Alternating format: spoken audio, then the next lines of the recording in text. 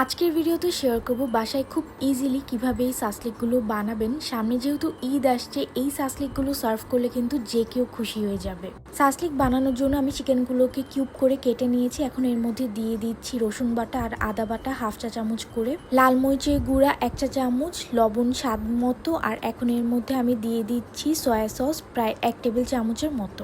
এখন সব কিছুকে আমি খুব ভালো মতো মিক্স করে এটাকে আমি আধা ঘন্টার মতো ম্যারিনেট করে রাখবো।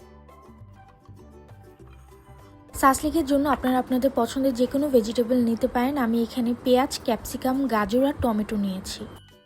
এর মধ্যে আমি দিয়ে দিচ্ছি সামান্য লবণ, গোলমরিচের গুঁড়া আর টমেটো সস।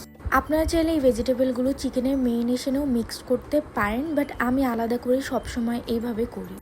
এগুলোকে খুব ভালো মতো মিক্সড করে এখন আমি সাসলিকগুলো বানিয়ে নিব।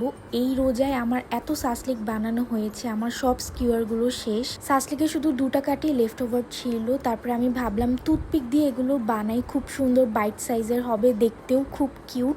এইবারে রোজার শুরুতে আমি অনেকগুলো সাসলিক বানিয়ে রেখেছিলাম, তারপরে ওগুলো শেষ হওয়ার পর এখন আবার বানাচ্ছি। প্রতিবার ঈদের আগে আমি বেশি করে সাসলিক বানিয়ে ফ্রিজে রেখে দিই, শুধু সার্ভ করার আগে ভেজে নিলেই হয়ে যায়।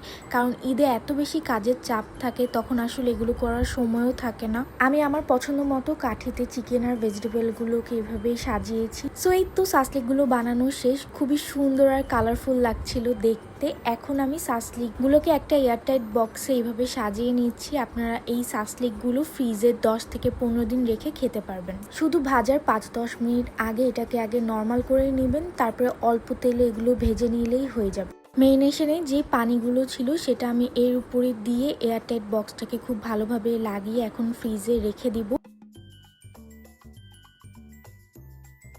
আমি এখন আমার জন্য কয়েকটা ভেজে নিচ্ছি। আপনারা চাইলে কিন্তু এর থেকেও কম তেল এগুলো ভাজতে পারবেন। আর কেউ যদি ডায়েট করতে চান, এটা কিন্তু খুব ভালো একটা রেসিপি হবে আপনাদের জন্য। যারা ডায়েট করছেন তারা কিন্তু এই সাসলিক রেসিপিটা ফলো করতে পারেন। শুধু আমি যে সসটা ইউজ করেছি সেটা স্কিপ করবেন আর অল্প তেলে ভাজলেই হবে।